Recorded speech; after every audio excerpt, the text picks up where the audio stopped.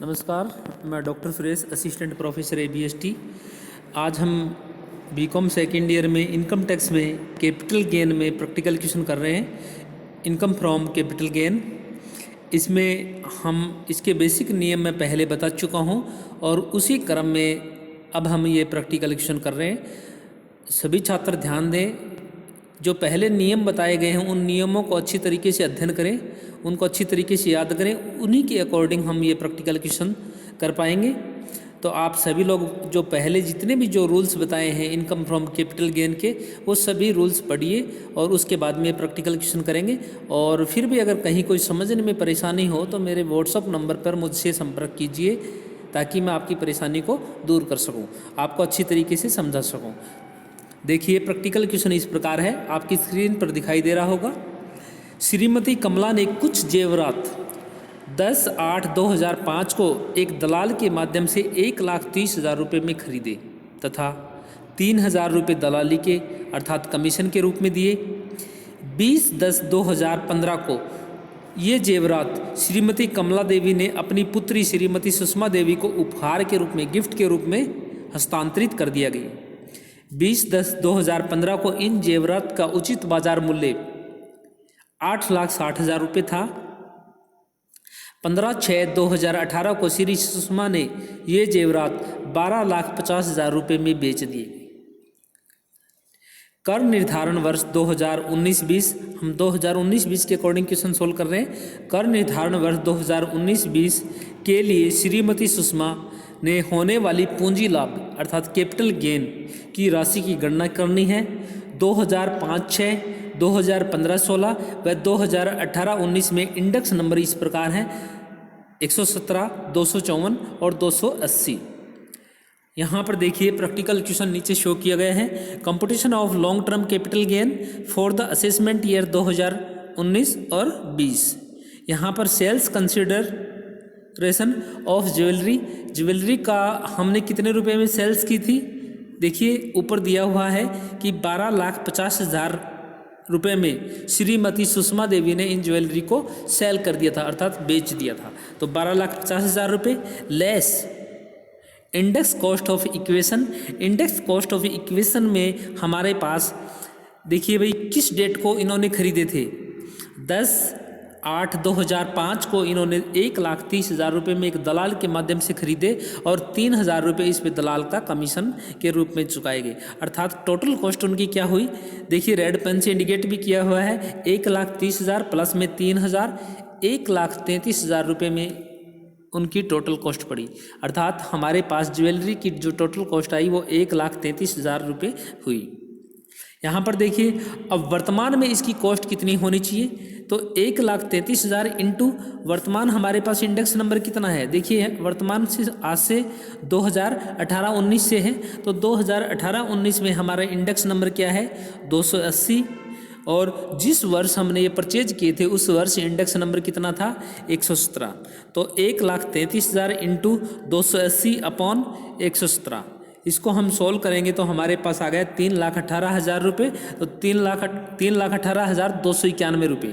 तो 3,18,291 को हम 12,50,000 रुपये से लेस कर देंगे। ये हमारे पास आ गया लॉन्ग टर्म कैपिटल गेन 9,31,709 रुपये। अर्थात 9,31,709 रुपये हमारे पास कौन सा है? Long term capital gain. अब स्टूडेंट पूछ सकते हैं, यहाँ पर देखिए भाई, जो एक चीज़ सबसे पहला पॉइंट, ब्रोकरेज दलाली के रूप में 3,000 रुपये चुकाए, तो दलाली के रूप में चुकाई गई कॉस्ट हमारे पास उसकी कॉस्ट में शामिल होगी। अर्थात 1,30,000 रुपये हमने ज्वेलरी खरीदे और प्लस में 3,000 रुपये हमारे पास ज्वेलरी की दलाली के रूप में, ब्रोकरेज के रूप में चुकाए, अर्थात 1,33,000 रुपये। अब यहाँ पर देखिए, हमारे पास नियम ये है कि जिस रेट में हमने खरीदे और उसी समय के दौरान की बाजार मूल्य, दोनों में से जो अधिक हो, तो यहाँ पर देखिए जो बाजार मूल्य दे रखा है वो 20/10/2015 का दे रखा है। अर्थात 20/10/2015 बाद का जो बाजार मूल्य दे रखा है वो यहाँ पर लागू नहीं होगा। अगर ये बाजार मूल्य हमारे पास 10/8/2005 का ही बाजार मूल्य होता तो इन दोनों में से जो भी ज़्यादा हो उसको हम शामिल करते। ये हमारे पास क्वेश्चन है। अब नेक्स्ट क्वेश्चन को इसी में देखिए। अगला हमारे पास जो क्वेश्चन है वो इस प्रकार है। अगला क्वेश्चन वो इस प्रकार है। श्रीमती ज्योति ने 1 अप्रैल 2010 को एक आवासीय मकान जयपुर में 44,66,000 रुपये में खरीदा। उसने इसे 8 मई 2012 को श्री रमेश को बेचने का निश्चय किया और उसे 2 लाख रुपये अग्रिम के रूप में प्राप्त किए। श्री रमेश ने यह बाकी राशि चुकाई नहीं, इसलिए श्रीमती ज्योति ने संपूर्ण राशि जब्त कर ली, अर्थात 2 लाख रुपये जब्त कर लिए गए। अप्रैल 2017 में एक बार पुनः श्री दिनेश को इस संपत्ति को बेचने का सौदा किया गया, जिसे 3 लाख रुपये अग्रिम के रूप में प्राप्त किए गए। संपूर्ण राशि का हस्तांतरण नहीं हो सका, इसलिए अग्रिम राशि फिर जब्त कर ली गई। अंत में 30